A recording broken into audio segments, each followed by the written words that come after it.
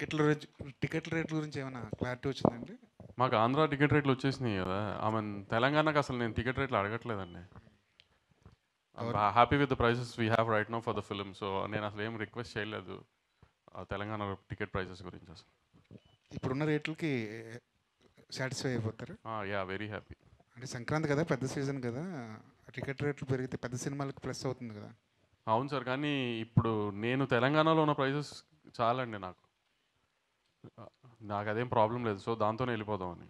Right sir, all the best. Bobby గారు sir, మూర్తి గారు sir, ఈ సినిమాలో డాకు గెటప్ ఎపిసోడ్ టోటల్ ఎన్ని మినిట్స్ ఉంటుంది? ఇన్ని మినిట్స్ ఉంటుంది అంటే బహుశా ఫ్లాష్ బ్యాక్ అంటే కావచ్చు. ఓవరాల్గా సినిమా మొత్తం ఆ మూడ్ ఉంటుంది. సెకండ్ హాఫ్లో వస్తుంది మెయిన్ ఈ క్యారెక్టర్. ఎన్ని మినిట్స్ అని చెప్పలేను కానీ హోల్ సెకండ్ హాఫ్ ఆ వైబ్రేషన్, ఆ వైబ్ ఉంటుంది మూర్తి గారు. Vibration vibe okay. మన స్క్రీన్ మీద ఆయన నా గెటప్ వేసుకొని చెప్తాను మూర్తి గారు. ప్రస్తుతానికి ఆర్ఆర్ ఈ గొడవలో ఉన్నాను. ఒకసారి లెంత్ మీరు అడిగారని మొత్తం ఫ్రేమ్ టు ఫ్రేమ్ పాస్ చేసి చెప్తాను. అట్లీస్ట్ ఒక 30 మినిట్స్ ఉంటుందా? ఉంటుందండి. యా. వంశీ గారు sir, out of the movie ఇండస్ట్రీలో అందరికీ ఒక పెద్ద ధర్మ సందేహం ఉంది. మీరు కాంబినేషన్ బయటికి అనౌన్స్ చేసి లోపే ఓటీటీ అమ్మేస్తున్నారు, అగ్రిమెంట్లు చేసేస్తున్నారు. అది మీకు మాత్రమే ఇండస్ట్రీ మొత్తం మీద పాసిబుల్ అయింది. దీని వెనకాల ఉన్న సీక్రెట్ ఏంటంటే జనాలకు తెలియట్లేదు. దాని మీద రకరకాల గుసగుసలు కూడా ఉన్నాయి. అసలు ఏంటి మీరు చెప్పండి, మీ సీక్రెట్. అంటే క్వాలిటీ ఒకటే అని చెప్పడం అది ఎలాగ ఉంటుంది, అందరూ తీస్తున్నారు. బట్ కాంబినేషన్ అనౌన్స్ చేయడానికి బయటికి అనౌన్స్ చేసి లోపే మీరు బిహైండ్ దిస్ న్యూస్లో ఉండగానే మీరు అమ్మేస్తున్నారు సినిమాలని.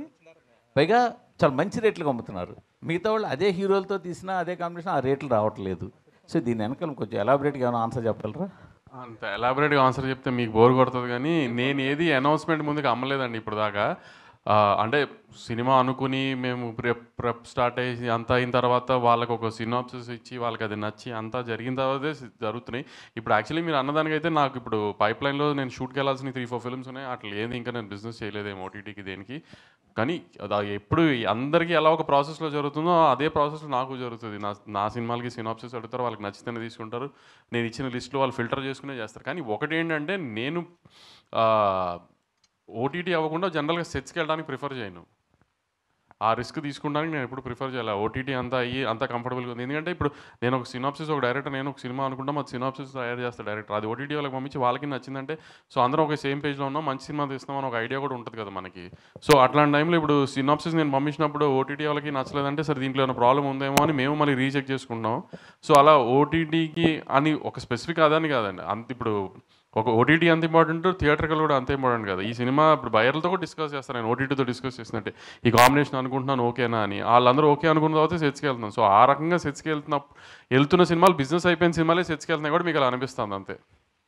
కానీ ఇండస్ట్రీలో అయితే ఓటీటీ అన్నది మీ ఒక్కరికే పాసిబుల్గా ఉంది అన్న టాక్ అయితే ఉంది. అదేంటి ఇంకా అమెజాన్లోనూ నెట్ఫ్లిక్స్లో నా సినిమాలు తప్పితే వేరే సినిమాలు లేవా ఏంటి?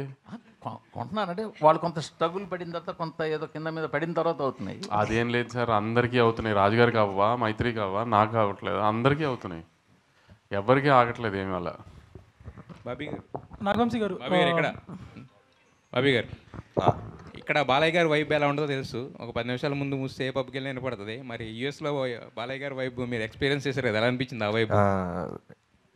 ఆ వైబ్ నేను మీలాగే టీవీలో చూడటమే. ఎందుకంటే ఇక్కడ ఆర్ఆర్ ట్రైలర్ ఫైనల్ మిక్సింగ్ వీటిలో ఉండిపోయామండి, నేను, వంశీ గారు, తమన్ గారు. సో హీరోయిన్స్ అండ్ బాలయ్యబాబు గారు వెళ్ళటం జరిగింది. సో అందరిలాగే నేను కూడా ఉన్న ట్విట్టర్ స్పేస్లో వాటిలో చూసాం. 12వ తారీఖుని చూద్దరు కానీ నేను 12వ తారీఖు కాదు, రేపు 9వ తారీఖు అనంతపూర్లో చూడబోతున్నాం. అయితే యాక్చువల్గా సెకండ్ హాఫ్ అంటే దీంట్లో డాకు అనే క్యారెక్టర్ ఏదైతే ఉందో కొంచెం మీరు షూట్ చేసిన ఎపిసోడ్స్ అదంతా కూడా అంటే అది ఏ